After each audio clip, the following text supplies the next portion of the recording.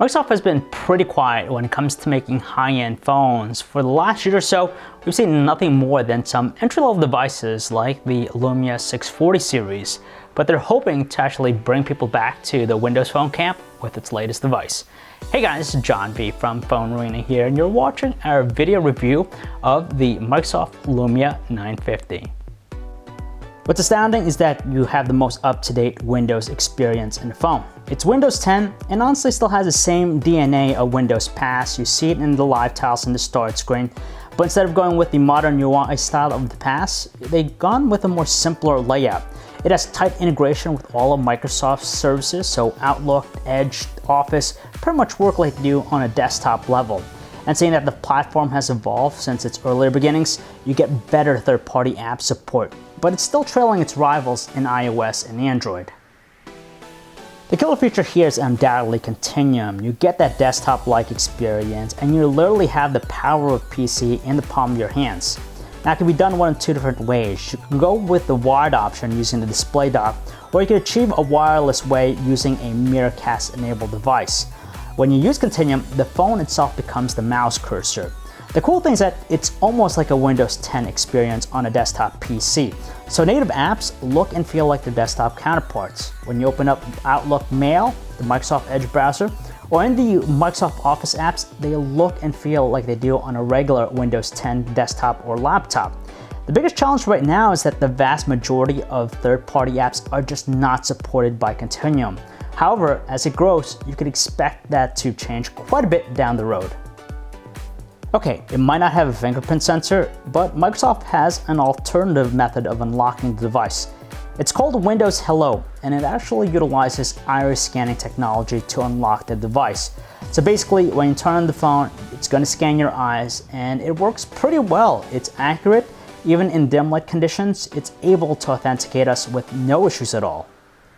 Windows phones in general have this reputation of being extremely responsive, and we see no different here with the Lumia 950. It follows in the same premise. It's powered by a hex-core Qualcomm Snapdragon 808 chip with 3 GB of RAM, and not surprisingly, you have very responsive performances. However though, it's kind of underperforming with its graphics processing punch. You see some stutter every now and then with some intensive 3D titles, but the bigger problem that we have is that apps just have a notorious way of constantly refreshing, and it becomes just annoying at times. It's a long time coming, but we finally have a Windows powered phone with a Quad HD display. It's a 5.2-inch Quad HD AMOLED with clear black technology. And it has some really great qualities about it. Very color accurate, great clarity at wide view angles, and you just have that iridescence that gives it a nice pop.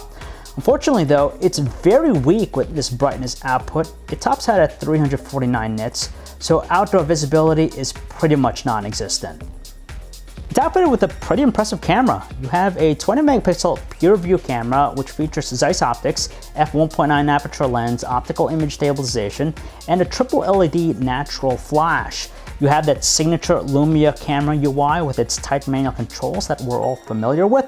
But nowadays, it doesn't stand out as much because many phones have manual controls.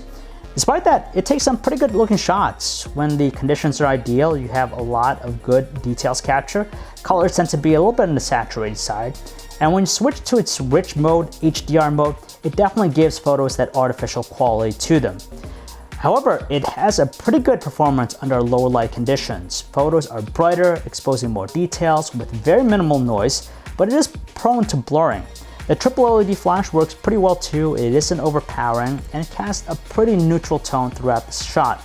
The 4K capture is nice, it's stable, good detail, but unfortunately when you switch to 1080p video capture, it seems to be a lot softer toned.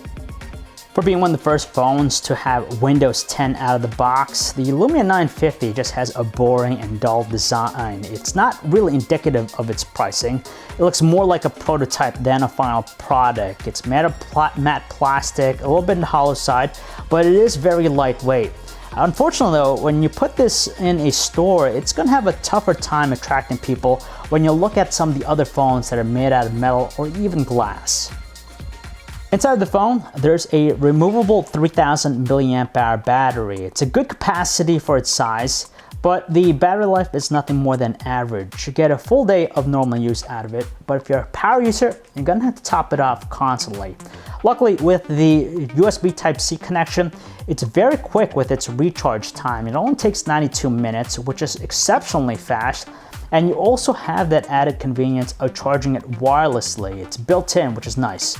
When it comes to call quality, you get strong volumes out of the earpiece and speakerphone, so voices are easily heard in even noisy conditions, but there is this subtle background noise and some artificial tones in the process. There's a pricey cost attached to the Lumia 950. It's $600 full price or $150 with a 2-year contract through AT&T.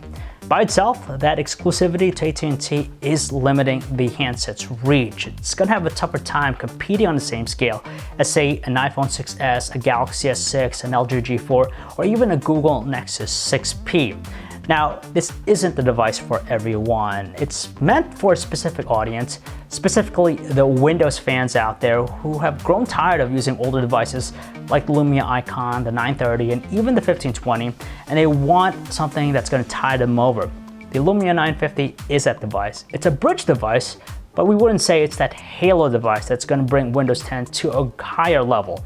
Now, we're waiting for something on the horizon that's going to be bigger and better, but right now, this is just for those Windows fans.